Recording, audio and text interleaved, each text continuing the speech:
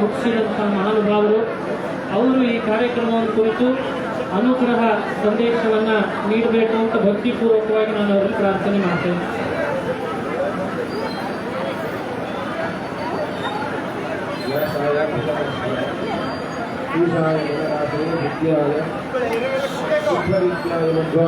Sir ಎಲ್ಲರೂ ಕೂಡ್ಬೇಕು sir, ಕೂಡಿ ಸರ್.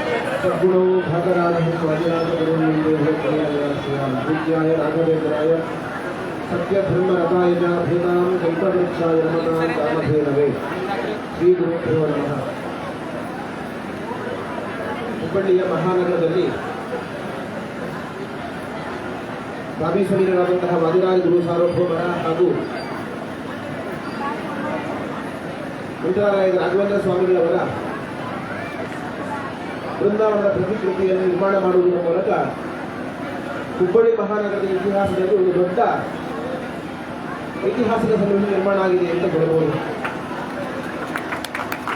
ಕಾರಣ, ಈ ಹುಬ್ಬಳ್ಳಿ ಮಹಾನಗರದಲ್ಲಿ ಈ ಇರುವರು ಗುರುಗಳಿಗೂ ಇರುವಂತಹ ಅನೇಕ ಭಕ್ತರು ಇದ್ದಾರೆ.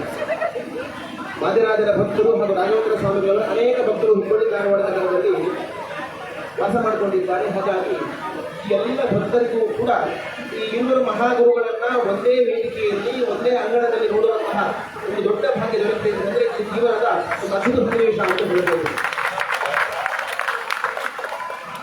ಈ ಒಂದು ಸನ್ನಿವೇಶ ವಾದಿರಾಜ ಗುರು ಸಾರ್ವಭೌಮರ ಹಾಗೂ ರಾಘವೇಂದ್ರ ಸ್ವಾಮಿಗಳವರ ಜೀವನ ಬೃಂದಾವನದ ಪ್ರತಿಕೃತಿ ಹುಬ್ಬಳ್ಳಿಯಲ್ಲಿ ಯಾಕೆ ಮೊಟ್ಟ ಮೊದಲು ಆಗ್ತಾ ಉಂಟು ಅಂತ ನಾವು ಪ್ರಶ್ನೆ ಮಾಡಿಕೊಳ್ಬೇಕು.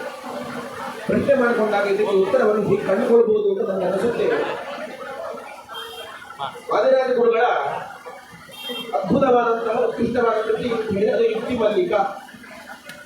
ಅದೇ ರೀತಿಯಾಗಿ ರಾಘವೇಂದ್ರ ಸ್ವಾಮಿಗಳವರ ಒಂದು ಉತ್ಕೃಷ್ಟವಾದ ಕೃತಿ ಇದ್ದರೆ ಪರಿಮಳ. ಈ ಯುಕ್ತಿ ಮಲ್ಲಿಕ ಹಾಗೂ ಪರಿಮಳ, ಎಲ್ಲಿ ಮಲ್ಲಿಕ ಇರುತ್ತೋ ಅಲ್ಲಿ ಪರಿಮಳ ಇದ್ದೇ ಇರುತ್ತೆ. ಹೌದಾನೆ? ಈ ಮಲ್ಲಿಕಾ ಪರಿಮಳ ಎಲ್ಲಿರುತ್ತೆ ಅಂತ ಹೇಳಿದ್ರೆ ಅದು ಹೂಬಳ್ಳಿಯಲ್ಲಿ ಇರುತ್ತೆ. ಆ ಹೂಬಳ್ಳಿ ಬೇಕಾದವನ್ನು ಹುಬ್ಬಳ್ಳಿ ಆಗಿದೆ. ಹಾಗಾಗಿ ಈವರ ಗುರುಗಳಿಗೂ ಕೂಡ ವಾದಿರಾಜ ಗುರು ಸಾರ್ವಭೌಮರಿಗೆ ಹಾಗೂ ರಾಘವೇಂದ್ರ ಸ್ವಾಮಿಗಳವರಿಗೆ ಅತ್ಯಂತ ಪ್ರಿಯವಾದ ನಗರ ಅಂತಂದ್ರೆ ಅದು ಹುಬ್ಬಳ್ಳಿ ನಗರ, ಹೂಬಳ್ಳಿ ನಗರ.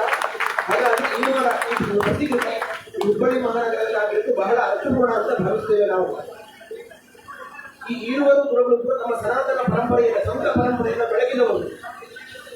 ನಮ್ಮ ಸನಾತನ ಪರಂಪರೆ ಎಷ್ಟು ಉತ್ಕೃಷ್ಟವಾದದ್ದು ಅಂತ ಕೇಳಿದರೆ, ಕೇವಲ ಹಿಂದೂ ಧರ್ಮದವರು ಮಾತ್ರ ಈ ನಮ್ಮ ಸಂತ ಪರಂಪರೆಗೆ ಬಂದು ಪಾದವನ್ನು ಕೊಡಮಟ್ಟದ್ದಲ್ಲ, ಹೊರತು ಮತಾತೀತವಾಗಿ ಧರ್ಮಾತೀತವಾಗಿ ಎಲ್ಲ ಜಾತಿ ಧರ್ಮವನ್ನು ಮೀರಿ ಎಲ್ಲರೂ ಕೂಡ ಈ ಸಂತ ಪರಂಪರೆಯನ್ನ ಆಶ್ರಯಿಸಿಕೊಂಡಿದ್ದಾರೆ.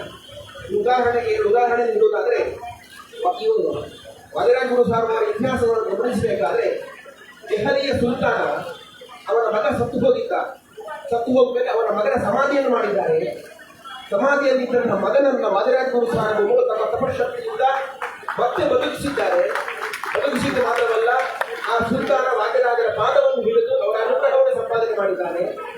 ಅಷ್ಟು ಮಾತ್ರವಲ್ಲ, ವಾದಿರಾಜರಿಗೆ 7 ಒಂಟೆಗಳ ಮೇಲೆ ಸುವರ್ಣವನ್ನು, ಬಂಗಾರವನ್ನು ಹೇಳಿ ಕಾಣಿಕೆಯನ್ನು ಸಮರ್ಪಣೆ ಮಾಡಿದ್ದಾರೆ. ಅಂತಂದ್ರೆ ಒಬ್ಬ ಹಿಂದೂಯೇತರ ಮುಸಲ್ಮಾನ ದೊರೆ ವಾದಿರಾಜರ ಪಾದವನ್ನು ಆಶ್ರಯಿಸಿ ಅನುಗ್ರಹವನ್ನು ಸಂಪಾದನೆ ಮಾಡಿದ್ದಾರೆ ಅಂತೇಳಿ ಇತಿಹಾಸವನ್ನು ನಾವು ಗಮನಿಸಬಹುದು. ಅಂಥದ್ದು ಇನ್ನೊಂದು ಸನ್ನಿವೇಶ ರಾಘವೇಂದ್ರ ಸ್ವಾಮಿಗಳವರ ಇತಿಹಾಸದಲ್ಲಿ ಕೂಡ ಉಂಟು. ಒಬ್ಬ ಮುಸಲ್ಮಾನ ನವಾಬ್ ಸಿದ್ದಿ ಮಸೂದ್ ಖಾನ್ ಅಂತೇಳಿ ಅವನು ಕೂಡ ಅವನ ಅರಮನೆಯಲ್ಲಿದ್ದಂಥ ದಿವಾನ ವೆಂಕಣ್ಣನವರ ಪ್ರಭಾವದಿಂದಾಗಿ ರಾಯರನ್ನ ದರ್ಶನ ಮಾಡಬೇಕು, ಅವರ ಮಹಿಳೆಗಳನ್ನು ನಾನು ಕೂಡ ಕಣ್ಣಾರೆ ಕಾಣಬೇಕು ಅಂತ ಬಹಳ ಅಪೇಕ್ಷೆ ಬರ್ತಾ ಇತ್ತಂತೆ. ರಾಯರನ್ನ ಅವರ ಅರಮನೆಗೆ ಕರೆಸಿದಾಗ ಒಮ್ಮೆ ಇವರು ಪರೀಕ್ಷೆ ಮಾಡಬೇಕು ಅಂತ ಅನಿಸಿತು ಅವನಿಗೆ. ಅವರು ಒಂದು ಹರಿವಾಣದಲ್ಲಿ ನಿಷೇಧ ಪದಾರ್ಥಗಳನ್ನು ಇಟ್ಟು ಅದನ್ನು ರಕ್ತ ಕಂಬಳಿಯನ್ನು ಮುಚ್ಚಿ ರಾಯರನ್ನು ಸಮರ್ಪಣೆ ಮಾಡ್ತಾರೆ. ಈ ಎಲ್ಲ ಸನ್ನಿವೇಶವನ್ನು ರಾಯರು ಬಲ್ಲವರು ತಮ್ಮ ಒಂದು ಮಂತ್ರ ಜಲವನ್ನು ಪ್ರೋಷಣೆ ಮಾಡಿ ಆ ರಕ್ತ ಕಂಬಳಿಯನ್ನು ತೆಗೆದರೆ ಆ ಹರಿವಾಣದಲ್ಲಿ ಹಣ್ಣು ಹಂಪಲುಗಳಿತ್ತು ನಾವು ಇತಿಹಾಸದಲ್ಲಿ ಕೇಳ್ತೇವೆ. ಅದನ್ನೆಲ್ಲ ಕಣ್ಣಾರೆ ಕಂಡು ಆಶ್ಚರ್ಯಭರಿತನಾಗಿ ಆ ಸಿದ್ದಿ ಮಸೂದ್ ಖಾನ್ ರಾಯರ ಪಾದವನ್ನು ಹಿಡಿದ ಆಶ್ರಯವನ್ನು ಪಡೆದ ಅಂತ. ಹೀಗೆ ಆ ಹಿಂದುವೇತರಂತಹ ರಾಜ ಮಹಾರಾಜರು ಕೂಡ ಈ ಈರುವರು ಗುರುಗಳ ಪಾದವನ್ನು ಆಶ್ರಯಿಸಿ ಅನುಗ್ರಹವನ್ನು ಸಂಪಾದನೆ ಮಾಡಿದ್ದಾರೆ. ಅಷ್ಟು ಮಾತ್ರವಲ್ಲ, ರಾಯರ ಇತಿಹಾಸದಲ್ಲಿ ಇನ್ನೊಂದಾದರೆ, ರಾಯರು ವೃಂದಾವನ ಪ್ರವೇಶ ಮಾಡಿ ಆದ್ಮೇಲೂ ಕೂಡ ಅನೇಕ ಜನ ಭಕ್ತರನ್ನು ಅನುಗ್ರಹ ಮಾಡ್ತಾ ಇದ್ದಾರೆ, ಇವತ್ತಿಗೂ ಮಾಡ್ತಾ ಇದ್ದಾರೆ. ಒಬ್ಬ ಥಾಮಸ್ ಮನ್ರೋ ಅಂತ ಹೇಳಿ ಒಬ್ಬ ಬ್ರಿಟಿಷ್ ಅಧಿಕಾರಿಯು ಕೂಡ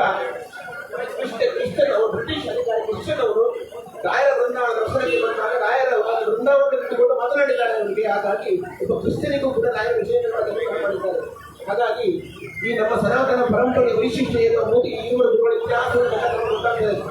ಕೇವಲ ಮಠಾತೀತವಾಗಿ ಮತಾತೀತವಾಗಿ ಧರ್ಮಾತೀತವಾಗಿ ಯಾರ್ಯಾರು ಭಕ್ತರು ಬಂದು ಭಕ್ತಿಯಿಂದ ಬಂದು ಗುರುಗಳ ಪಾದವನ್ನು ಆಶ್ರಯ ಮಾಡಿದ್ದಾರೆ ಅವರೆಲ್ಲರಿಗೂ ಕೂಡ ಅನುಗ್ರಹ ಮಾಡಿದ ಒಂದು ದೊಡ್ಡ ಕೀರ್ತಿ ನಮ್ಮ ರಾಘವೇಂದ್ರ ಸ್ವಾಮಿಗಳವರಿಗೆ ವಾದಿರಾಜಗಳು ಪ್ರಾರಂಭ ಮಾಡಿದರೆ. ಇವರು ಎಲ್ಲ ನಮ್ಮ ಹಿಂದೂ ಸಂತ ಪರಂಪರೆಯನ್ನು ಬೆಳಗಿದವರು, ಬೆಳಗಿಸ್ತಾ ಇರುವವರು. ಇವರ ಅನುಗ್ರಹ ಉಂಟಾದರೆ ಮಾತ್ರ ನಮ್ಮ ಈ ಸನಾತನ ಪರಂಪರೆ ಇದೇ ರೀತಿಯಾಗಿ ಉತ್ಕೃಷ್ಟವಾಗಿ ಬೆಳೆಯಲಿಕ್ಕೆ ಸಾಧ್ಯ. ಅವರ ಅನುಗ್ರಹ ನಮ್ಮ ಸಮಾಜದ ಮೇಲೆ ನಿರಂತರವಾಗಿ ಇರಲಿ ಆಶಿಸ್ತೇವೆ. ಕಾರಣ ಯಾಕೆ ಅಂತ ಕೇಳಿದರೆ, ಇಲ್ಲಿ ನಡೆದಂಥ ಕಾಶ್ಮೀರದಲ್ಲಿ ನಡೆದಂಥ ಒಂದು ದೊಡ್ಡ ಘಟನೆ ನಮ್ಮ ಎಲ್ಲ ಹಿಂದೂಗಳ ಧೈರ್ಯವನ್ನು ಕೆಡಿಸ್ತಾ ಇದೆ. ನೋಡಿ, ಅಲ್ಲಿ ಬಂದು ಗಲಾಟೆ ಮಾಡಿದ್ದು ನಿಮ್ಮ ಜಾತಿ ಯಾವುದು ಅಂತ ಕೇಳಿಲ್ಲ, ಧರ್ಮ ಯಾವುದು ಅಂತ ಕೇಳಿ ಹತ್ಯೆಯನ್ನು ಮಾಡಿದ್ದಾರೆ, ನಮ್ಮ ಹಿಂದೂಗಳ ಹತ್ಯೆಯನ್ನು ಮಾಡಿದ್ದಾರೆ. ಇದನ್ನು ನಾವೆಲ್ಲರೂ ಕೂಡ ಹಿಂದೂಗಳು ಬಲವಾಗಿ ಖಂಡಿಸಬೇಕು. ಆ ಸತ್ತು ಹೋದಂತಹ ಎಲ್ಲ ಹಿಂದೂ ಬಾಂಧವರಿಗೆ ದೇವರು ಸದ್ಗತಿಯನ್ನು ನೀಡಲಿಕ್ಕೆ ನಾವು ವಿಶೇಷವಾಗಿ ಪ್ರಾರ್ಥನೆ ಮಾಡ್ತೇವೆ. ಇದರ ಜೊತೆಯಲ್ಲಿ ನಮಗೆಲ್ಲರಿಗೂ ಒಂದು ದೊಡ್ಡ ಸಂದೇಶ ಇದೆ. ನಾವು ಜಾತಿಯಿಂದ ಗಲಾಟೆ ಮಾಡಬಾರದು. ಎಲ್ಲ ಹಿಂದೂಗಳು ಕೂಡ ಜೊತೆಯಾಗಿ ಇಟ್ಟುಕೊಂಡು ನಮ್ಮ ಈ ಹಿಂದೂ ಸನಾತನ ಪರಂಪರೆಯನ್ನು ಬೆಳೆಸಬೇಕು, ನಮ್ಮ ಸಂಸ್ಕೃತಿಯನ್ನು ನಮ್ಮ ಮಕ್ಕಳಿಗೆ ತಿಳಿಸಿಕೊಡಬೇಕು. ಅದಕ್ಕೆಲ್ಲ ಕಾರ್ಯಕ್ರಮಗಳು ನಾಂದಿಯಾಗಿ ಪೂರಕವಾಗಿ ಅಂತ ಹೇಳಿ ಆಶಿಸ್ತೇವೆ. ಈ ಒಂದು ಕಾರ್ಯಕ್ರಮ ಸಂಘಟನೆ ಮಾಡಿರುವಂತಹ ಎಲ್ಲ ಹಿಂದೂ ಸಮಾಜದ ಬಾಂಧವರಿಗೆ, ವಿಶೇಷವಾಗಿ ದಕ್ಷಿಣ ಕನ್ನಡ ದ್ರಾವಿಡ ಬ್ರಾಹ್ಮಣ ಪರಿಷತ್ನವರು ಈ ಒಂದು ಸಂಘಟನೆ ವಿಶೇಷವಾದ ಸೇವೆಯನ್ನು ಸಲ್ಲಿಸಿದ್ದಾರೆ. ಅದೇ ರೀತಿಯಾಗಿ ಇನ್ನೂ ಸಂಘಟನೆಯವರು ತೆಲಂಗಾಣದವರು, ಹಿಂದೂ ಪರಿಷತ್ನವರು, RSSನವರು, ಬಿಜೆಪಿಯ ಕಾರ್ಯಕರ್ತರು, ಕಾಂಗ್ರೆಸ್ನ ಕಾರ್ಯಕರ್ತರು, ಹೀಗೆ ಹಲವು ಹಂತಗಳು ರಾಜಕೀಯ ಗುರಿಗಳು ಈ ಕಾರ್ಯಕ್ರಮದಲ್ಲಿ ಪಾಲ್ಗೊಂಡು ವಿಶೇಷವಾಗಿ ಅನೇಕ ಜನ ಹಿಂದೂ ಸಂಘಟನೆಯವರು ಈ ಕಾರ್ಯಕ್ರಮದಲ್ಲಿ ಪಾಲ್ಗೊಂಡು ವಿಶೇಷವಾದ ಸೇವೆಯನ್ನು ಸಲ್ಲಿಸಿದ್ದಾರೆ. ಆ ಎಲ್ಲ ಕಾರ್ಯಕರ್ತರನ್ನು ಕೂಡ ಮುಖ್ಯಮಂತ್ರಿಯಿಂದ ಅಭಿನಂದಿಸ್ತಾ ಇದ್ದೇವೆ. ಈ ಎಲ್ಲ ಕಾರ್ಯಕ್ರಮಕ್ಕೆ ಉಸ್ತುವಾರಿಯಾಗಿ ನರಹರಿ ಆಚಾರ್ಯರು ಹಾಗೂ ಶ್ರೀಹರಿ ಆಚಾರ್ಯರು ಸಂತೋಷವರು ಈ 10 ಹಲವು ಮಂದಿ ಜೊತೆಯಲ್ಲಿ ಇಟ್ಟುಕೊಂಡು ಎಲ್ಲರನ್ನೂ ಕೂಡ ನಿರ್ವಹಿಸಿಕೊಂಡ ಕಾರ್ಯಕ್ರಮದ ಯಶಸ್ವಿಗೆ ಭಾಗಿಯಾಗಿದ್ದಾರೆ. ಇದೆಲ್ಲ ಕಾರ್ಯಕರ್ತರನ್ನು ಕೂಡ ವಿಶೇಷವಾಗಿ ಅಭಿನಂದಿಸುತ್ತಾ ನಮ್ಮ ಜೊತೆಗೆ ಇದ್ದು ಇವತ್ತು ಕಾರ್ಯಕ್ರಮದ ಶೋಭೆಯನ್ನು ಕೊಟ್ಟರು ಭದ್ರಾವತಿ ಮಠಾಧೀಶರಾದ ಇವರ ಉಪಸ್ಥಿತಿ ಬಹಳ ಸಂತೋಷವಾಗಿದೆ. ಕಾರಣ ಅವರು ನಿಜವಾದ ಸೂರ್ಯೇಂದ್ರರು ಮಾತ್ರವಲ್ಲ, ಅವರು ಅಮರೇಂದ್ರರು ಕೂಡ ಹೌದು. ಯಾಕೆ ಅಮರೇಂದ್ರರು ಅಂತ ಹೇಳಿ, ಅಮರೇಂದ್ರ ಅಂದರೆ ಅದು ದೇವೇಂದ್ರ ಅಂತ ಅರ್ಥ, ಮಳೆಯನ್ನು ಸುರಿಸುವ ದೇವತೆ. ಇವರು ಶಿವಚಂದ್ರ ನೋಡಿದ ಜೊತೆಗೇನೆ ಈ ಹುಬ್ಬಳ್ಳಿಯಲ್ಲಿ ಮಳೆ ಸುರಿಸೋದಕ್ಕೆಲ್ಲ ತಂಪಾಗಿದೆ, ನಮಗೆಲ್ಲ ಸುವರ್ಣ ಸಿಗ್ತಿದೆ. ಇದರ ಅರ್ಥ ಏನು ಅಂತ ಹೇಳಿದರೆ, ಎಲ್ಲಿ ಗುರುಗಳ ಸನ್ನಿಧಾನ ಉಂಟು, ಎಲ್ಲಿ ಭಗವದ್ಭಕ್ತಿ ಚೆನ್ನಾಗಿ ಇರುತ್ತೋ ಅಲ್ಲಿ ಯಾವುದೇ ರೀತಿಯ ಶೋಭೆಗಳು ಇರುವುದಿಲ್ಲ, ಯಾವುದೇ ರೀತಿಯಾದಂಥ ಬರಗಾಲ ಇರುವುದಿಲ್ಲ. ಈ ಹುಬ್ಬಳ್ಳಿ ನಗರದಲ್ಲಿ ಇದ್ರ ಮೇಲೆ ಸಮೃದ್ಧಿ ಉಂಟಾಗ್ತದೆ ಎನ್ನುವಂತಹ ಸೂಚನೆಯನ್ನು ಈ ಮಳೆಯಿಂದ ಉತ್ತರವಾಗ್ತಾ ಉಂಟು. ಸಮೃದ್ಧಿ ಹುಬ್ಬಳ್ಳಿ ಮಹಾನಗರದಲ್ಲಿ ಯಾವಾಗಲೂ ಇರುತ್ತದೆ. ಆಗುತ್ತಾ ಎಲ್ಲ ಭಗವಂತರು ದೇವರಲ್ಲಿ ಪ್ರಾರ್ಥನೆ ಮಾಡ್ತಾ ಹೇಳ್ತಾ ಇದ್ದೀವಿ.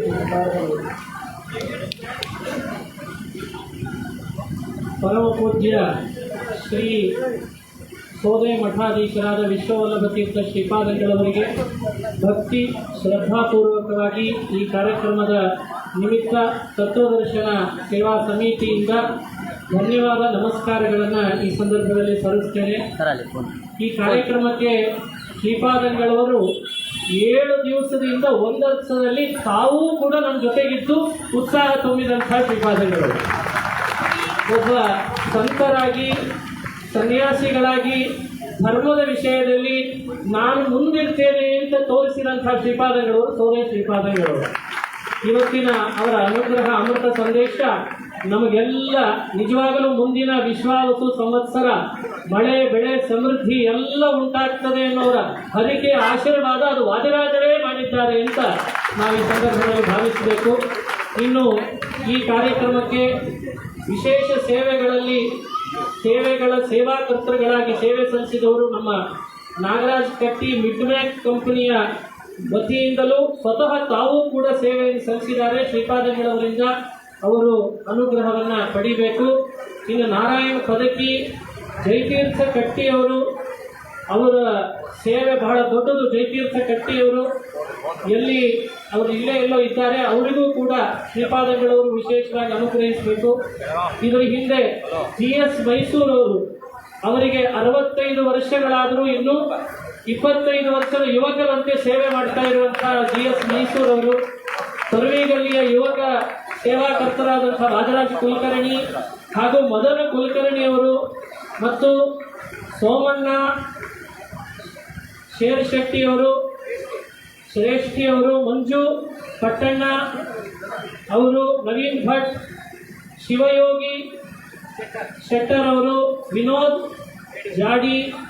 ಜಡಿ ಅವರು, ಗುರುರಾಜ್ ಕೊಟ್ಟೂರ್ ತೊರವಿಗಲಿಯವರು, ವಿನಯ್ ಸೈಗಲ್ ಅವರು, ದತ್ತಮೂರ್ತಿ ಕುಲಕರ್ಣಿ, ದೇವಾನಂದ್ ಅವರು, ವಸಂತ ಹೊರಟ್ಟಿ, ಗಣೇಶ್ ಶೇಟ್ ಕೆಜಿಪಿ ಜ್ಯುವೆಲರ್ಸ್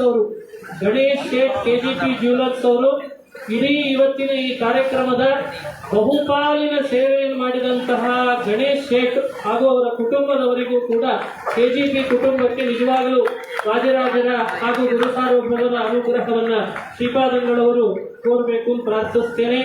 ಅದೇ ರೀತಿ ಶ್ರೀಗಂಧ ಶೇಟ್ ಅವರು ಕೂಡ ಒಳ್ಳೆಯ ಸೇವೆಯನ್ನು ಮಾಡಿದ್ದಾರೆ. ಶ್ರೀಧರ್ ಕುಲಕರ್ಣಿ ಅವರು ಹಾಗೂ ABM ಹಾಸ್ಟೆಲ್ ವಿದ್ಯಾರ್ಥಿಗಳು ಈ ಕಾರ್ಯಕ್ರಮದಲ್ಲಿ ಸಕ್ರಿಯವಾಗಿ ಭಾಗವಹಿಸಿದ್ದಾರೆ. ಅವರಿಗೂ ಕೂಡ ಶ್ರೀಪಾದಂಗಳವರು ಅನುಗ್ರಹಿಸಬೇಕು. ರಾಜು ಹಲ್ಲಾಪುರ್ ಅವರು, ಕಿರಣ್ ಗುಡ್ಡಲ್ಕೇರಿ RSS ಸಂಘಟನೆಯಲ್ಲಿ ಪ್ರಮುಖ ಪಾತ್ರದ ರಾಯಭಾರಿಗಳಾದವರು ಕಿರಣ್ ಗುಡ್ಡಲ್ಕೇರಿ ಅವರು, ಸಂಜು ಬಡಸ್ಕರ್ ಅವರು, VHP ಕಾರ್ಯಕರ್ತರು, ಅವರು ಕೂಡ ಈ ಕಾರ್ಯಕ್ರಮದಲ್ಲಿ ಸೇವೆ ಮಾಡಿದ್ದಾರೆ. ಹೆಸರು ಓದಿದವರಷ್ಟೇ ಸೇವಾಕರ್ತರು ಯಾರು ಭಾವಿಸೋದು ಬೇಡ. ಹೆಸರು ಓದದೇ ಇದ್ರೂ ಓದಿದ್ರು ಕೂಡ ಗುರುರಾಯರಿಗೆ ಹಾಗೂ ವಾದಿರಾಜರಿಗೆ ಯಾರ್ಯಾರು ಸೇವೆ ಸಲ್ಲಿಸಿದ್ದಾರೆ ಅವರ ಎಲ್ಲರ ಕುಟುಂಬಕ್ಕೂ ಕೂಡ ಅವರು ಅನುಗ್ರಹ ಮಾಡ್ತಾರೆ ಅನ್ನೋದರಲ್ಲಿ ಸಂಶಯ ಇಲ್ಲ. ಹಾಗಾಗಿ ಎಲ್ಲ ಸೇವಾಕರ್ತರಿಗೂ ಕೂಡ ಈ ಸಂದರ್ಭದೊಳಗೆ ದತ್ತಮೂರ್ತಿ ಕುಲಕರ್ಣಿ ಅವರು ಮೇಲೆ ಬರಬೇಕು, ಅವರಿಗೆ ವಿಶೇಷವಾದಂತಹ ಅನುಗ್ರಹವಾಗಲಿ ಅಂತ ಕೇಳಿಕೊಂಡು ಇನ್ನು ಮುಂದೆ ಪರಮ ಪೂಜ್ಯ ಶ್ರೀಪಾದಂಗಳವರು ಅನುಗ್ರಹ ಸಂದೇಶವನ್ನು ನೀಡುತ್ತಾರೆ. ಈಗಾಗಲೇ ನಿಮಗೆಲ್ಲ ದರ್ಶನಕ್ಕೆ ಮತ್ತು ಪ್ರಸಾದಕ್ಕೆ ಎರಡಕ್ಕೂ ವ್ಯವಸ್ಥೆ ಆಗಿದೆ. ಬಂದಂತಹ ಭಗವದ್ಭಕ್ತರು ಯಾರೂ ಉಪವಾಸ ಹೋಗಬಾರದು, ದರ್ಶನ ಮಾಡಿಕೊಂಡು ಪ್ರಸಾದ ಸ್ವೀಕರಿಸಿಯೇ ಹೋಗಬೇಕು ಅಂತ ತಮ್ಮನ್ನು ಕೇಳ್ಕೊಳ್ತೀನಿ. ಪರಮ ಪೂಜ್ಯ ಶ್ರೀಪಾದಂಗಳವರು ಮಂತ್ರಾಲಯದಿಂದ ಆಗಮಿಸಿ ಹುಬ್ಬಳ್ಳಿಯ ಭಕ್ತರಿಗೆ ನಿನ್ನೆ ಹಾಗೂ ಇವತ್ತು ಅತ್ಯುತ್ತಮವಾದ ರೀತಿಯಲ್ಲಿ ಅವರ ಅನುಗ್ರಹ ಸಂದೇಶವನ್ನು ನೀಡಿ ಧರ್ಮ, ದೇವರು, ಗುರುಗಳು, ಭಾರತೀಯ ಸನಾತನ ಧರ್ಮ, ಸಂಸ್ಕೃತಿ, ಆಚಾರ ಇದರ ಬಗ್ಗೆ ವಿಶೇಷ ಜಾಗೃತಿಯನ್ನ ಮೂಡಿಸುವಂತಹ ಕಾರ್ಯಕ್ರಮ ಅಲ್ಲಲ್ಲಿ ನಡಿಬೇಕು ಅಂತಲಿಕ್ಕೆ ಪ್ರಪ್ರಥಮ ಬಾರಿಯಲ್ಲಿ ಹುಬ್ಬಳ್ಳಿಯಲ್ಲಿ ಈ ಕಾರ್ಯಕ್ರಮಕ್ಕೆ ಚಾಲನೆಯನ್ನು ನೀಡಿದ್ದಾರೆ. ನಾನು ಆಗಾಗ ಹೇಳ್ತಿರ್ತೇನೆ, ಉತ್ತರದಲ್ಲಿ ಈಗಾಗಲೇ ಒಬ್ಬ ಯೋಗಿಯವರು ಇದ್ದಾರೆ, ದಕ್ಷಿಣದಲ್ಲಿ ಯೋಗಿ ಬೇಕಾಗಿದ್ದಾರೆ. ಮಂತ್ರಾಲಯ ಶ್ರೀಪಾದಂಗಳವರು ಆ ಸ್ಥಾನ ತುಂಬುತ್ತಾರೆ ಅಂತ ಒಂದು ವಿಶ್ವಾಸವನ್ನು ನಾನು ಆಗಾಗ ಅವರ ಹತ್ರ ಹೇಳ್ತಿರ್ತೇನೆ. ಧರ್ಮ ನಿರಂತರವಾಗಿ ಜಾಗೃತ ಆಗುವಂತೆ ಅವರ ಮುಂದಾಳತ್ವ ವಹಿಸುವಂತಹ ಶ್ರೀಪಾದಂಗಳವರು ಅವರ ಅನುಗ್ರಹ ಸಂದೇಶವನ್ನು ನೀಡಿ ನಮ್ಮನ್ನೆಲ್ಲ ಹರಿಸಬೇಕು ಅಂತ ಕೇಳ್ತೀವಿ.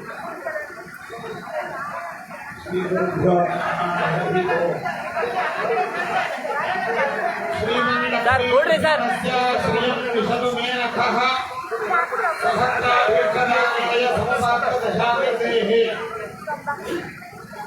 ಉದ್ದಿರ್ಕಲಮ್ಯ ಶೋಧೈರ್ಯಂ ನಿರ್ಭಯತ್ವಂ ನರೋಗತ ಅಜಾಡ್ಯಂ ವಾಕ್ಪಟತ್ವಂಚ ಹನುಮತ್ ಸ್ಮರಣಾತ್ ಭವೇತ್. ತಪೋ ವಿದ್ಯಾ ವಿರಕ್ತ್ಯಾದಿ ಸದ್ಗುಣೌಘಾಕರಾನಹಂ ವಾದಿರಾಜ ಗುರುನ್ ವಂದೇ ಹಯಗ್ರೀವ ಪದಾಶ್ರಯಾನ್. ಪೂಜ್ಯಾಯ ರಾಘವೇಂದ್ರಾಯ ಸತ್ಯಧರ್ಮ ರಥಾಯ ಚ ಭಜತಾಂ ಕಲ್ಪವೃಕ್ಷಾಯ ರಮತಾಂ ಕಾಮಧೇನವೇ. ಸರ್ವೇಪಿ ಸುಜನಃ ಸಂತು ಸರ್ವೇ ಸಂತು ನಿರಾಮಯಾಃ ಸರ್ವೇ ಭದ್ರಾಣಿ ಪಶ್ಯಂತು ಸರ್ವೇ ಸುಗುಣಚಾರಿಣಃ.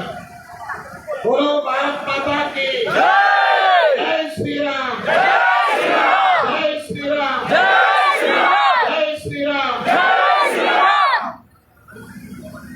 ಸನಾತನ ಭವ್ಯ ಹಿಂದೂ ಧರ್ಮದ ಒಂದು ಪರಂಪರೆ ನಮ್ಮ ಭಾರತೀಯ ಪರಂಪರೆಯಾಗಿದೆ.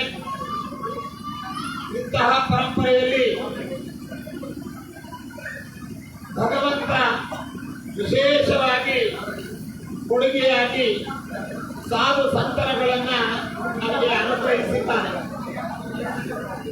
ಸಾಧು ಸಂತರು ಯಾವತ್ತೂ ಕೂಡ ತಮ್ಮ ಸ್ವಾರ್ಥಕ್ಕೋಸ್ಕರವಾಗಿ ಅಥವಾ ತನ್ನ ಸ್ವಜನರಿಗೋಸ್ಕರವಾಗಿ ಯಾವತ್ತೂ ಅವತರಿಸಿದಂತಹವರಲ್ಲ. ತಮ್ಮ ತಪಸ್ಸು, ತಮ್ಮ ಸಾಧನೆ ಇವುಗಳನ್ನ ಸಮಾಜಕ್ಕೆ ದಾರಿ ಎರೆಯುವ ಮೂಲಕ ಸಮಾಜವನ್ನ ಒಗ್ಗೂಡಿಸುವಂತಹವರು ನಿಜವಾದ ಸಾಧುಗಳು. ಸಮಾಜವನ್ನ ಒಡೆದಾಡುವಂತಹ ವ್ಯಕ್ತಿಗಳು, ಸಮಾಜದಲ್ಲಿ ಬುದ್ಧಿಭೇದವನ್ನ ಉಂಟು ಮಾಡುವಂತಹ ವ್ಯಕ್ತಿಗಳು ಯಾವತ್ತೂ ಕೂಡ ಸಾಧುಗಳಾಗೋದಿಲ್ಲ.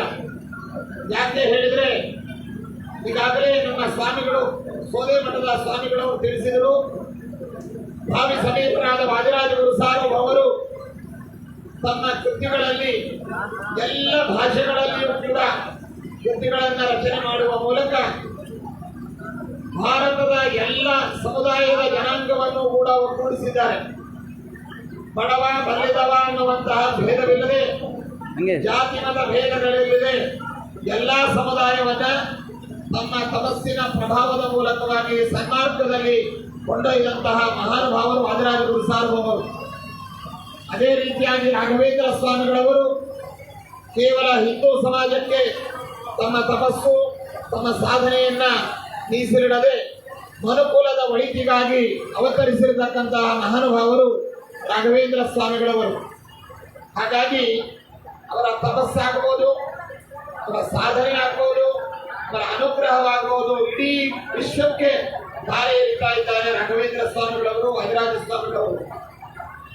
ಅದಕ್ಕೆ ಅವರ ಹೃದಯ ವೈಶಾಲ್ಯವನ್ನ, ಅವರ ಅವತಾರ ಕಾರ್ಯವನ್ನ, ಅವರ ಅನುಗ್ರಹಗಳನ್ನ ಆರಿಸಿಕೊಂಡು ದೇಶ ವಿದೇಶಗಳಿಂದ ಎಲ್ಲ ಸಮುದಾಯದವರು, ಹಿಂದೂ ಸಮುದಾಯದವರು, ಮುಸಲ್ಮಾನ್ ಸಮುದಾಯದವರು, ಕ್ರಿಶ್ಚಿಯನ್ ಸಮುದಾಯದವರು ಎಲ್ಲರೂ ಕೂಡ ಅವರ ತಪಸ್ಸಿಗೆ ಬೆರಗಾಗಿ ಅವರ ಅನುಗ್ರಹವನ್ನು ಪಡೆದು ಉತ್ತರರಾಗಿದ್ದಾರೆ. ಇದಕ್ಕೆ ರಾಘವೇಂದ್ರ ಸ್ವಾಮಿಗಳವರು ಒಂದರ್ಥದಲ್ಲಿ ನಿಜವಾದ ಜಗದ್ಗುರುಗಳು. ಯಾಕೆಂದ್ರೆ ಇಡೀ ವಿಶ್ವದ ಎಲ್ಲ ಸಮುದಾಯವನ್ನ, ಮನುಕುಲವನ್ನ ಜೋಡಿಸುವಂತಹ ಒಂದು ವ್ಯಕ್ತಿತ್ವ ಅದು ವಾದಿರಾಜ ಸ್ವಾಮಿಗಳವರಲ್ಲಿ, ರಾಘವೇಂದ್ರ ಸ್ವಾಮಿಗಳವರಲ್ಲಿ ನಾವು ನೋಡಬಹುದಾಗಿದೆ. ಅಂತಹ ರಾಘವೇಂದ್ರ ಸ್ವಾಮಿಗಳವರ, ವಾದಿರಾಜ ಸ್ವಾಮಿಗಳವರ ಮೂಲ ಬೃಂದಾವನಗಳ ಪ್ರತಿಕೃತಿಯನ್ನ ತತ್ವದರ್ಶನ ಅನ್ನುವಂತಹ ಹೆಸರಿನಲ್ಲಿ ಹುಬ್ಬಳ್ಳಿ ಮಹಾನಗರದಲ್ಲಿ ಜಾತ್ಯತೀತವಾದಂತಹ ಸಮಸ್ತ ಭಕ್ತರುಗಳು ಇಲ್ಲಿ ಸಮ್ಮಿಲಿತರಾಗಿ ಒಳ್ಳೆಯ ಉದ್ದೇಶದಿಂದ ಈ ಕಾರ್ಯಕ್ರಮವನ್ನು ಮಾಡ್ತಾ ಇದ್ದಾರೆ. ಈ ಕಾರ್ಯಕ್ರಮಕ್ಕೆ ಮಳೆಯ ವಿಘ್ನ ಅಂತ ನಮ್ಗೆ ಅನಿಸಿದ್ರು ಕೂಡ ಮಳೆ ಅನ್ನುವಂತಹದ್ದು ಇಲ್ಲದೆ ಇದ್ರೆ ಯಾವ ಜೀವರಾಶಿಗಳು ಕೂಡ ಬದುಕಿರ್ಲಿಕ್ಕೆ ಸಾಧ್ಯವಿಲ್ಲ. ಮತ್ತೆ ಆ ಮಳೆಯ ಮೂಲಕವಾಗಿ ನಮಗೆ ಕುಡಿಯುವ ಜಲಾಧಾರ, ಏನು ಜೀವಾಧಾರವಾದಂತಹ ಜಲ ನಮಗೆ ಮಳೆಯ ಮೂಲಕವಾಗಿ ಭಗವಂತ ಅನುಗ್ರಹಿಸ್ತಾನೆ. ಅಂತಹ ಮಳೆ ತಡವಾಗಿ ಬರುವಂತಹ ಸನ್ನಿವೇಶ. ಆದ್ರೆ ಹುಬ್ಬಳ್ಳಿ ನಗರಕ್ಕೆ ಬೇಗ ಬಂದು ಇಲ್ಲಿಯ ಎಲ್ಲ ಜೀವರಾಶಿಗಳನ್ನ, ಗಿಡ ಮರಗಳನ್ನ ಎಲ್ಲವನ್ನೂ ಕೂಡ ನಲಿಯುವಂತೆ ಮಾಡಿರತಕ್ಕಂತಹ ಸನ್ನಿವೇಶ ಇದು. ನಾವು ಈ ಸಂದರ್ಭದಲ್ಲಿ ಗಮನಿಸಬೇಕು. ಇಂತಹ ಸಂದರ್ಭದಲ್ಲಿ ಒಂದು ಚಿಕ್ಕ ಕಥೆಯನ್ನ ಹೇಳಿ ನನ್ನ ಭಾಷಣವನ್ನು ಮುಗಿಸ್ತೇನೆ. ಒಂದು ಒಳ್ಳೆಯ ಕಾರ್ಯ ಅನ್ನುವಂತಹದ್ದು ನಡೆಯುವಾಗ ಅದಕ್ಕೆ ನಾವೆಲ್ಲರೂ ಕೂಡ ಸಹಕರಿಸಬೇಕು. ಒಳ್ಳೆ ಕಾರ್ಯಕ್ಕೆ ಸಹಕರಿಸಿದರೆ ಅದರ ಪುಣ್ಯ ಅನ್ನುವಂತಹದ್ದು ಎಲ್ಲರಿಗೂ ಕೂಡ ದೊರೆಯುತ್ತೆ. ಒಂದು ಸಂದರ್ಭದಲ್ಲಿ, ಒಂದು ಪ್ರದೇಶದಲ್ಲಿ ನೀರಿನ ಕೊರತೆ ಅನ್ನುವಂಥದ್ದು ಬಹಳ ಇತ್ತು. ಆ ಸಂದರ್ಭದಲ್ಲಿ ಒಂದು ಚಿಕ್ಕ ಪ್ರಮಾಣದ ನೀರಿದ್ದಂತಹ ಸ್ಥಳಕ್ಕೆ ಒಂದು ಗುಬ್ಬಿ ಬಂದು ಅಲ್ಲಿ ಸ್ವಲ್ಪ ವಿಹಾರ ಮಾಡಿದಾಗ ಅಲ್ಲಿ ಆ ಪ್ರದೇಶ ಸ್ವಲ್ಪ ದೊಡ್ಡದಾಯ್ತಂತೆ. ಇನ್ನಷ್ಟು ನೀರಿನ ಪ್ರಮಾಣ ಅಲ್ಲಿ ಒಂದು ಶೇಖರಣೆ ಆಯಿತು. ಅದೇ ಪ್ರದೇಶಕ್ಕೆ ಒಂದು ಹಂದಿ ಬಂದಿದೆ. ಹಂದಿ ಬಂದು ಅದು ವಿಹಾರ ಮಾಡಿ ಆ ಜಲದ ಪರಿಸರವನ್ನು ಮತ್ತಷ್ಟು ದೊಡ್ಡದು ಮಾಡಿ ದೊಡ್ಡ ಜಲಸೇಕರಣೆ ಆಗಲಿಕ್ಕೆ ತನ್ನ ಪಾತ್ರವನ್ನು ಪೋಷಿಸ್ತದೆ. ಅಲ್ಲಿ ಕೋಣವನ್ನು ವಿಹಾರ ಮಾಡಿ ಅಲ್ಲಿ ಮತ್ತಷ್ಟು ದೊಡ್ಡದಾಗಿ ಆ ಪ್ರಮಾಣವನ್ನ ವಿಸ್ತರಿಸ್ತಾನೆ. ಅಲ್ಲಿ ಒಂದು ಆನೆ ಬಂತು. ಆನೆಯೂ ಕೂಡ ನೀರನ್ನು ಕಂಡ್ರೆ ಬಹಳ ಪ್ರೀತಿ. ಅಲ್ಲಿ ಬಂದು ಅದು ವಿಹರಿಸಿ ಅದು ದೊಡ್ಡದಾಗಿ ಒಂದು ಕೆರೆಯ ರೀತಿಯಲ್ಲಿ ಅದು ಪರಿಣಾಮಗೊಂಡಂತೆ. ಇದೆಲ್ಲ ಒಂದು ಪ್ರದೇಶದಲ್ಲಿ ನಡೆದಾಗ ತುಂಬಾ ನೀರಿನ ಅಭಾವ, ನೀರಿನ ಕೊರತೆಯಿಂದ ಬಳಲ್ತಾ ಇರತಕ್ಕಂತಹ ಸಕಲ ಜೀವರಾಶಿಗಳು ಅದನ್ನು ಕಂಡಂತಹ ಆ ಪ್ರದೇಶದ ಮಂತ್ರಿಗಳು ಒಮ್ಮೆ ಆ ಪ್ರದೇಶಕ್ಕೆ ಓಡಾಡುವಾಗ ನೋಡಿದ್ರಂತೆ, ಇಲ್ಲಿ ಇಷ್ಟು ನೀರಿನ ತೊಂದರೆ ಇದೆ, ಇಂತಹ ಸಂದರ್ಭದಲ್ಲಿ ಒಂದು ದೊಡ್ಡ ಕೆರೆ ತರ ಕಾಣ್ತಾ ಇದೆ, ಇದನ್ನ ಯಾಕೆ ನಾವು ರಾಜರಿಗೆ ಹೇಳಿ ನಮ್ಮ ಬೊಕ್ಕಸದಿಂದ ಹಣವನ್ನ ಬಿಡುಗಡೆ ಮಾಡಿ ಇದನ್ನ ವಿಶೇಷವಾಗಿ ಕಟ್ಟಿಸಿ ನೀರಿನ ಕೊರತೆಯನ್ನು ನೀಗಿಸಬಾರದು ಅಂತ ಹೇಳಿ ಮಂತ್ರಿ ರಾಜನಿಗೆ ಹೇಳ್ತಾನೆ. ರಾಜನನ್ನ ಕರೆದುಕೊಂಡು ಬಂದು ತೋರಿಸಿ ರಾಜನ ಮೂಲಕವಾಗಿ ಬೊಕ್ಕಸದಿಂದ ಹಣವನ್ನ ಬಿಡುಗಡೆ ಮಾಡಿಸಿ ಕೆರೆಯನ್ನು ಕಟ್ಟಿಸಿ ಒಳ್ಳೆಯ ನೀರಿನ ಶೇಖರಣೆ ಆಗುವಂತೆ ಮಾಡಿ ನೀರಿನ ಅಭಾವವನ್ನು ಪ್ರಾಂತ್ಯಕ್ಕೆ ಮಾಡಿ ಈ ಪುಣ್ಯ ಕಾರ್ಯವನ್ನು ಮಾಡಿದರು. ಇದನ್ನೆಲ್ಲವನ್ನು ಕೂಡ ಚಿತ್ರಗುಪ್ತರು ಎಲ್ಲ ಲೆಕ್ಕ ಮಾಡ್ತಾ ಇದ್ದಾಗ ಇಷ್ಟು ಒಳ್ಳೆ ಕೆಲಸವನ್ನು ಮಾಡಿದ್ದಾರೆ. ಅನ್ನೋದಕ್ಕೆ ಸಮದಾನ ಎಂಬುದಾಗಿ ಅನ್ನದಾನ ಜಲದಾನಕ್ಕೆ ಸಮಾನವಾದ ದಾನ ಮತ್ತೊಂದಿಲ್ಲ. ಈ ಬೇರೆ ಬೇರೆ ದಾನಗಳನ್ನು ಮಾಡುವಾಗ ಇವರು ನಮ್ಮವರು, ಇವರು ಹೊರಗಿನವರು, ಇವ್ರಿಗೆ ಮಾಡಬೇಕು, ಇವ್ರಿಗೆ ಮಾಡಬಾರದು ಅನ್ನುವಂತಹ ಆಲೋಚನೆಗಳನ್ನು ನಾವು ಮಾಡ್ತೇವೆ. ಆದರೆ ಅನ್ನದಾನ ಜಲದಾನಕ್ಕೆ ಯಾವುದೇ ಜಾತಿ, ಯಾವುದೇ ಜನಾಂಗ, ಯಾವುದೇ ಸಮುದಾಯ, ಯಾವುದೇ ಭೇದವೂ ಇಲ್ಲ. ಇಂತಹ ಸಂದರ್ಭ ಇರುವಾಗ ಯಾರು ಅನ್ನದಾನ ಜಲದಾನಕ್ಕೆ ಪಾತ್ರರು ಅಂತಂದ್ರೆ ಅನ್ನಸ್ಯ ಕ್ಷುದಿತ ಪಾತ್ರ ನಲ್ಲಿದ್ದಾರೆ. ಯಾರು ಹಸಿದು ಬಂದಿದ್ದಾರೆ, ಯಾರು ಬಾಯಾರಿಕೆಯಿಂದ ಬಳಲಿ ಬಂದಿದ್ದಾರೆ, ಅವರೇ ಅದಕ್ಕೆ ಅರ್ಹರಾದಂತಹ ವ್ಯಕ್ತಿಗಳು ಸತ್ಪಾತ್ರರು ಎಂಬುದಾಗಿ ಶಾಸ್ತ್ರ ಹೇಳುತ್ತದೆ. ಇಂತಹ ಒಂದು ಅನ್ನ ಜಲದಾನವನ್ನ ಪುಣ್ಯದಾಯಕವಾದಂತಹದ್ದನ್ನು ಇಲ್ಲಿ ಮಾಡಿದ್ದಾರೆ. ಇದರ ಪುಣ್ಯವನ್ನ ಯಾರಿಗೆ ಕೊಡಬೇಕು ಎಂಬುದಾಗಿ ಚಿತ್ರಗುಪ್ತರು ತುಂಬಾ ಡೈಲಮಾದಲ್ಲಿ ಇಟ್ಟಿದ್ದಾರೆ. ಆಗ ಇವರಿಗೆ ಕೊಡೋಣ, ಅವರಿಗೆ ಕೊಡೋಣ, ರುಟಿಗೆ ಕೊಡೋಣ, ಹಂದಿಗೆ ಕೊಡೋಣ, ಕೋಣಕ್ಕೆ ಕೊಡೋಣ ಅಂತ ಅವರಲ್ಲಿ ಮನಸ್ಸಿನಲ್ಲಿ ತುಂಬಾ ಚರ್ಚೆ ಆಗಿ ಯಮಧರ್ಮರಾಜರು ಅವರು ಇಬ್ಬರು ಕೂಡ ಸಮಾಲೋಚನೆಯನ್ನು ಮಾಡಿ ಕೊನೆಗೆ ಯಾವ ಪರಿಷ್ಕಾರವೂ ಸಿಗದೆ ಕೊನೆಗೆ ಒಂದು ತೀರ್ಮಾನಕ್ಕೆ ಬಂದ್ರಂತೆ. ಷಡೈತೆ ಸಮಭಾಗಿನ, ಒಳ್ಳೆ ಕೆಲಸ ಮಾಡಿದ್ದಾರೆ ಇವರು. ಇವರಿಗೆ ಬುದ್ಧಿ ಬರದೇ ಇದ್ರೆ ಅಲ್ಲಿ ದೊಡ್ಡ ಸ್ವಲ್ಪ ಪ್ರಮಾಣ ದೊಡ್ಡದಾಗ್ತಾ ಇರಲಿಲ್ಲ, ಹಂದಿ ಬರದೇ ಇದ್ರೆ ಅಲ್ಲಿ ಆಗ್ತಾ ಇರಲಿಲ್ಲ, ಕೋಣ ಬರದೇ ಇದ್ರೆ ಆಗ್ತಾ ಇರಲಿಲ್ಲ, ಆನೆ ಬರದೇ ಇದ್ರೆ ಆಗ್ತಾ ಇರಲಿಲ್ಲ. ಇವೆಲ್ಲ ಬಂದರೂ ಕೂಡ ಮಂತ್ರಿ ಬಂದು ನೋಡದೇ ಇದ್ರೆ ಆಗ್ತಾ ಇರಲಿಲ್ಲ. ಮಂತ್ರಿ ನೋಡಿದ್ರೆ ಏನು, ರಾಜ ಅದಕ್ಕೆ ಹಣವನ್ನು ಬಿಡುಗಡೆ ಮಾಡದೇ ಇದ್ರೆ ಕೆರೆ ನಿರ್ಮಾಣವಾಗ್ತಾ ಇರಲಿಲ್ಲ. ಹಾಗಾಗಿ ಇದರಲ್ಲಿ ಎಲ್ಲರ ಪಾತ್ರವೂ ಇದೆ, ಎಲ್ಲರಿಗೂ ಕೂಡ ಸಮಾನವಾದ ಪುಣ್ಯ ಎಂಬುದಾಗಿ ತೀರ್ಮಾನ ಮಾಡಿ ಷಡೈತೆ ಸಮಭಾಗಿನ ಅಂತ ಹೇಳಿದ್ರು. ಇದು ಯಾವ ಕೆಲಸಕ್ಕೆ? ಪುಣ್ಯ ಕಾರ್ಯಕ್ಕೆ, ಸತ್ಕಾರ್ಯಕ್ಕೆ, ಒಳ್ಳೆ ಕೆಲಸಕ್ಕೆ. ಇದು ಕೆಟ್ಟ ಕಾರ್ಯಕ್ಕೆ, ಯಾವುದೇ ಒಂದು ಕಾರ್ಯಕ್ರಮ ಕೆಟ್ಟ ಕಾರ್ಯ ನಡೀತಾ ಇದ್ರೆ ಅಲ್ಲಿ ಯಾರ್ಯಾರು ಪಾಲ್ಗೊಳ್ತಾರೆ ಅವರವರ ಪಾತ್ರದ ಮೇಲೆ ಅವರಿಗೆ ಪಾಪದ ಒಂದು ಫಲ ಅನ್ನುವಂಥದ್ದು ಇರುತ್ತೆ. ಆ ಕ್ರೈಮ್ ನಲ್ಲಿ ಅವರು ಕೂಡ ಭಾಗಿಗಳಾಗ್ತಾರೆ. ಆದ್ದರಿಂದ ಎಲ್ಲಿ ಪುಣ್ಯ ಕಾರ್ಯ ನಡೀತದೆ, ಎಲ್ಲಿ ಹರಿಗುರುಗಳ ಸೇವೆ ನಡೀತದೆ, ಎಲ್ಲಿ ಸನಾತನ ಹಿಂದೂ ಧರ್ಮದ ಸಂಘಟನೆ, ಹಿಂದೂ ಧರ್ಮದ ಅಭಿವೃದ್ಧಿ, ಹಿಂದೂ ಧರ್ಮದ ಪ್ರಚಾರ, ಹಿಂದೂ ಧರ್ಮದ ಜಾಗೃತಿ ನಡೀತದೆ, ಅಲ್ಲಿ ಯಾವುದೇ ಭಿನ್ನಾಭಿಪ್ರಾಯಗಳನ್ನು ಮರೆತು, ಯಾವುದೇ ಒಳ ಅಭಿಪ್ರಾಯಗಳನ್ನು ಮರೆತು ಎಲ್ಲರೂ ಕೈ ಜೋಡಿಸಿದಾಗ ಮಾತ್ರ ಪುಣ್ಯಭಾಗಿಗಳಾಗ್ತಾರೆ. ಹೊರತು ಕಾರ್ಯಕ್ರಮಕ್ಕೆ ಅಡ್ಡಿಯನ್ನು ಮಾಡೋದು ಅಥವಾ ಕಾರ್ಯಕ್ರಮಕ್ಕೆ ಅಸಹಕಾರವನ್ನು ಕೊಡುವುದು ಅಥವಾ ಕಾರ್ಯಕ್ರಮಕ್ಕೆ ಮತ್ಯಾವುದೋ ರೀತಿಯಲ್ಲಿ ಅಡ್ಡಿ ಆತಂಕಗಳನ್ನು ಮಾಡಿದರೆ ಅದಕ್ಕೆ ಪಾಪಭಾಗಿಗಳಾಗ್ತಾರೆ ಎಂಬುದಾಗಿ ಈ ಪುರಾಣದ ಹಿನ್ನೆಲೆಯಲ್ಲಿ ನಾವು ಚಿಂತನೆ ಮಾಡಿದಾಗ ಇಂದು ನಮ್ಮ ಹುಬ್ಬಳ್ಳಿ ಮಹಾನಗರದಲ್ಲಿ ಸಮಸ್ತ ಜನಾಂಗದವರು, ಯಾವುದೇ ಒಂದು ಜಾತಿ ಮತಗಳಿಗೆ ಅತೀತವಾಗಿ ಕೇವಲ ಹಿಂದೂ ಸಮಾಜದವರು ಮಾತ್ರ ಅಲ್ಲ, ಸಮಸ್ತ ಸಮಾಜದವರು ಕೂಡ ಈ ಕಾರ್ಯಕ್ರಮಕ್ಕೆ ಒಕ್ಕೊರಲಿನಿಂದ ಸಹಕಾರವನ್ನು ನೀಡಿದ್ದಾರೆ. ಬ್ರಾಹ್ಮಣ ಸಮಾಜ ಆಗ್ಬೋದು, ಕ್ಷತ್ರಿಯ ಸಮಾಜವಾಗ್ಬೋದು, ಅದೇ ರೀತಿಯಾಗಿ ಬೇರೆ ಬೇರೆ ಸಮಾಜದ ಎಲ್ಲಾ ಜನಾಂಗವೂ ಕೂಡ, ಜೈನ ಸಮಾಜದವರು ಕೂಡ ಈ ಕಾರ್ಯಕ್ರಮದ ಒಳ್ಳೆ ಕಾರ್ಯಕ್ರಮ ಅಂತ ನೆನೆಸಿ ಎಲ್ಲರೂ ಕೂಡ ಯಾವುದೇ ವೈಷಮ್ಯವಿಲ್ಲದೆ, ಯಾವುದೇ ಸಂಕೋಚ ಭಾವನೆ ಇಲ್ಲದೆ ಇಂತಹ ಒಂದು ಪುಣ್ಯ ಕಾರ್ಯಕ್ಕೆ ಎಲ್ಲರೂ ಸಹಕರಿಸಿದ್ದಾರೆ ಅಂತ ಮೇಲೆ ರಾಘವೇಂದ್ರ ಸ್ವಾಮಿಗಳವರು, ವಾದಿರಾಜ ಸ್ವಾಮಿಗಳವರು ಇಲ್ಲಿ ಬಂದು ಪ್ರತಿ ರೂಪದಲ್ಲಿ ಇಲ್ಲಿ ಆಸೀನರಾಗಿದ್ದಾರೆ.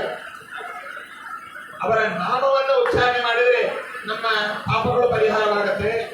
ಅವರ ಫೋಟೋವನ್ನ ನಮ್ಮ ಮನೆಯಲ್ಲಿಟ್ಟರೆ ನಮಗೆ ಅವರ ಸನ್ನಿಧಾನ ಬರುತ್ತೆ.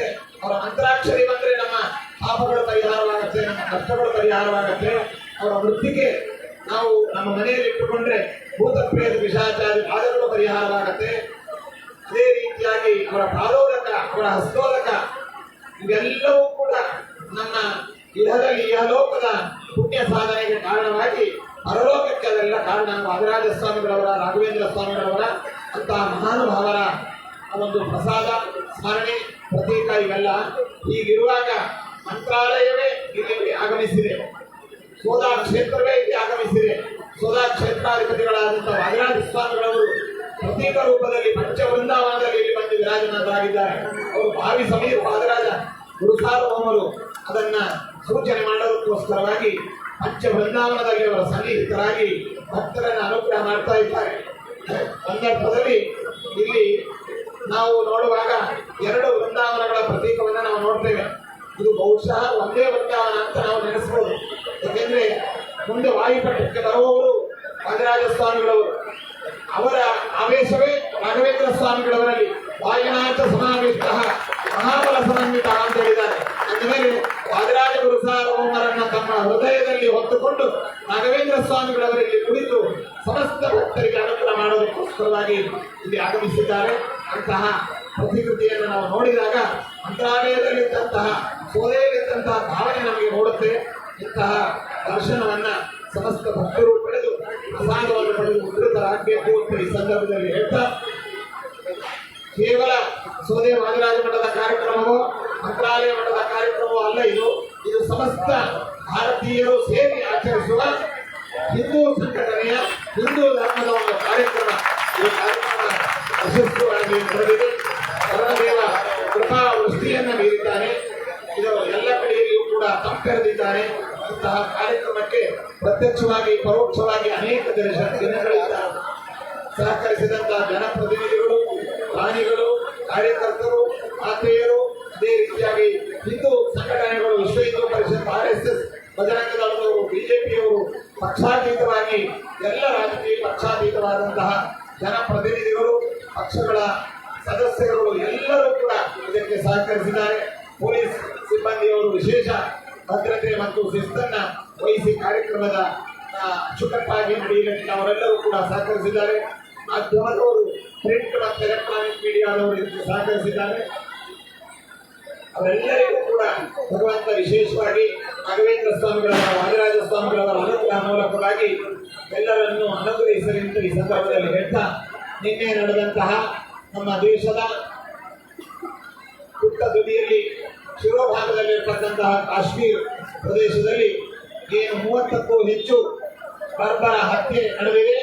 ಇದನ್ನು ನಾವು ಒಕ್ಕೊರಳಿನಿಂದ ತೀವ್ರವಾಗಿ ನಾವು ಖಂಡಿಸ್ತೇವೆ. ಯಾಕೆ ಹೇಳಿದ್ರೆ, ಶಾಂತಿ ಅನ್ನುವಂತಹದ್ದು ಮಿತಿ ಮೀರಬಾರದು. ನಾವೆಲ್ಲರೂ ಕೂಡ ಭಾರತೀಯರು, ಶಾಂತಿ ಪ್ರಿಯರು.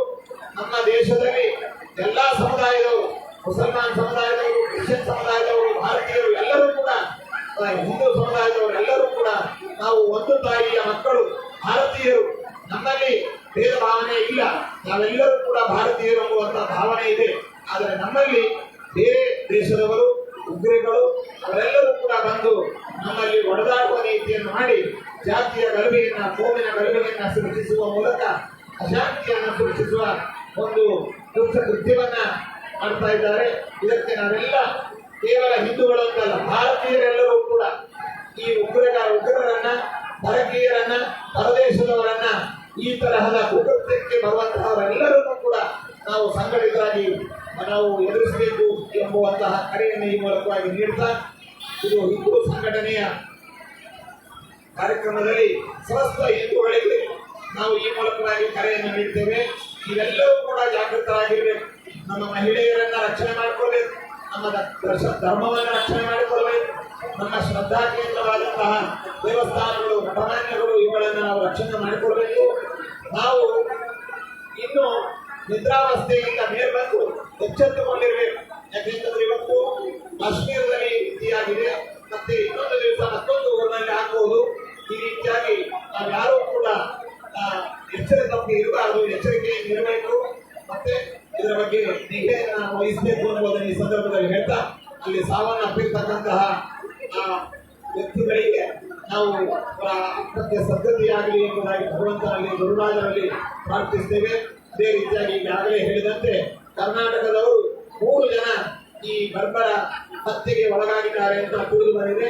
ಅಂತಹ 3 ಕುಟುಂಬಗಳಿಗೆ ನಾವು ನಮ್ಮ ಮಠದ ವತಿಯಿಂದ ರಾಘವೇಂದ್ರ ಸ್ವಾಮಿಗಳವರ ಅನುಗ್ರಹ ಪ್ರಸಾದವಾಗಿ ಒಂದೊಂದು ಕುಟುಂಬಕ್ಕೆ 1 ಲಕ್ಷ ರೂಪಾಯಿಗಳನ್ನು ನಾವು ನೀಡುವ ಮೂಲಕ ಆ ಕುಟುಂಬಗಳಿಗೆ ಸಾಂತ್ವನವನ್ನು ಹೇಳ್ತಾ ಇದ್ದೇವೆ.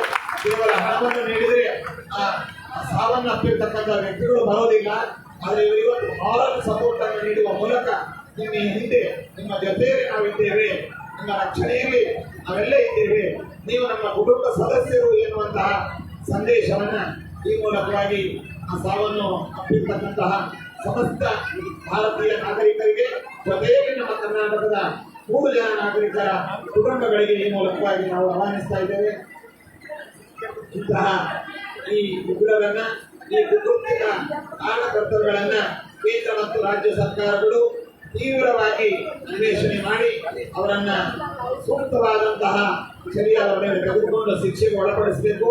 ಇನ್ನು ಮುಂದೆ ಈ ತರಹದ ಕಾರ್ಯಗಳು ನಮ್ಮ ದೇಶದಲ್ಲಿ ಶಾಂತಿ ವಾತಾವರಣ, ಅದೇ ರೀತಿಯಾಗಿ ಅನ್ಯಾಯ ನಡೆಯದಂತೆ ಸರ್ಕಾರ ವಿಶೇಷವಾದ ಭದ್ರತೆಯನ್ನು ಜಾಗೃತಿಯನ್ನು ವಹಿಸಬೇಕು ಎಂಬುದಾಗಿ ಕೂಡ ಈ ಮೂಲಕವಾಗಿ ನಾವು ನಮ್ಮ ಕೇಂದ್ರ ಸರ್ಕಾರಕ್ಕೂ ಅದೇ ರೀತಿಯಾಗಿ ಕಾಶ್ಮೀರ ಸರ್ಕಾರಕ್ಕೂ ಕೂಡ ಒತ್ತಾಯಿಸ್ತಾ ಇದ್ದೇವೆ ಎಂದು ಈ ಸಂದರ್ಭದಲ್ಲಿ ಹೇಳ್ತಾ, ಈ ಕಾರ್ಯಕ್ರಮಕ್ಕೆ ಇದರ ಯಶಸ್ಸಿಗೆ ಕಾರಣರಾದಂತಹ ಒಬ್ಬೊಬ್ಬರನ್ನು ಕೂಡ ನಾವು ಹೆಸರಿನಿಂದ ಅಭಿನಂದಿಸಿ, ಇಂತಹ ಸಂಘಟನೆಗಳು, ಇಂತಹ ಕಾರ್ಯಕ್ರಮಗಳು ಹುಬ್ಬಳ್ಳಿ ನಗರದಲ್ಲಿ ಯಾವುದೇ ಸಮುದಾಯದ ವತಿಯಿಂದ ನಡೆದರೂ ಕೂಡ ಎಲ್ಲಾ ಜನಾಂಗದವರು ಕೂಡ ಇದಕ್ಕೆ ಸಹಕರಿಸಬೇಕು. ಯಾವುದಕ್ಕೂ ಯಾರು ಪ್ರತಿರೋಧಿಸಬಾರದು. ಇದಕ್ಕೆ ಬೇಕಂದ್ರೆ ನಮ್ಮ ದೇಶದ ಕಾರ್ಯಕ್ರಮ, ನಮ್ಮ ಊರಿನ ಕಾರ್ಯಕ್ರಮ, ನಮ್ಮ ಊರಿನಲ್ಲಿ ನಡೆಯುವ ಯಾವುದೇ ಕಾರ್ಯಕ್ರಮದಲ್ಲಿ ಯಾವುದೇ ಗಲಭೆ ಅಥವಾ ಅಸಹಕಾರ ಅಥವಾ ತೊಂದರೆಗಳಾದ್ರೆ ಅದು ನಮ್ಮ ಊರಿಗೆ, ನಮ್ಮ ಊರಿನ ಜನತೆಗೆ, ನಮ್ಮ ಊರಿನ ಸಂಸ್ಕಾರಕ್ಕೆ ಅದು ಕೆಟ್ಟ ಹೆಸರು ಎಂಬುದನ್ನು ಈ ಸಂದರ್ಭದಲ್ಲಿ ಹೇಳ್ತಾ ಎಲ್ಲರಿಗೂ ಶುಭವನ್ನು ಕೊಡ್ತಾ ಇದ್ದೇನೆ. ಮತ್ತೆ ಈ ಮಳೆಯ ಅಡಚಣೆಯಿಂದ ಅನೇಕರಿಗೆ ತೊಂದರೆ ಆಗಿರಬಹುದು, ಆದರೆ ತಪ್ಪಾಗಿದ್ದಾರೆ. ಈ ಮನಸ್ಸಿನಲ್ಲಿ ದುಗುಡು ದುಮ್ಮಾನಗಳು, ಉದ್ರೇಕಗಳು, ಕಾರ್ಯಕ್ರಮ ಹೇಗಾಗುತ್ತೋ, ಬಿಸಿಲಿನ ತಾಪ ಏನೋ, ಜನಗಳಿಗೆ ಏನು ತೊಂದರೆ ಆಗುತ್ತೆ ಅನ್ನುವಂತಹ ಎಲ್ಲಾ ದುಗುಡು ದುಮ್ಮಾನಗಳನ್ನ ರಾಘವೇಂದ್ರ ಸ್ವಾಮಿಗಳವರು, ವಾದಿರಾಜ ಸ್ವಾಮಿಗಳವರು, ಭಗವಂತ ವಾಯುದೇವರು ಎಲ್ಲರೂ ಪರಿಹಾರ ಮಾಡಿ ಎಲ್ಲ ಕಾರ್ಯಕ್ರಮವನ್ನು ಕೂಡ ಯಶಸ್ವಿಯಾಗಿ ನಡೆಸಿದ್ದಾರೆ ಎಂಬುದಾಗಿ ಹೇಳ್ತಾ ಎಲ್ಲರಿಗೂ ಶುಭವನ್ನು ಕೋರ್ತಾ ಇದ್ದೇವೆ. ಸರ್ವೇ ಜನ ಸುಖಿನೋ ಭವಂತು. ಸಮಸ್ತ ಸನ್ಮಾನಗಳನ್ನು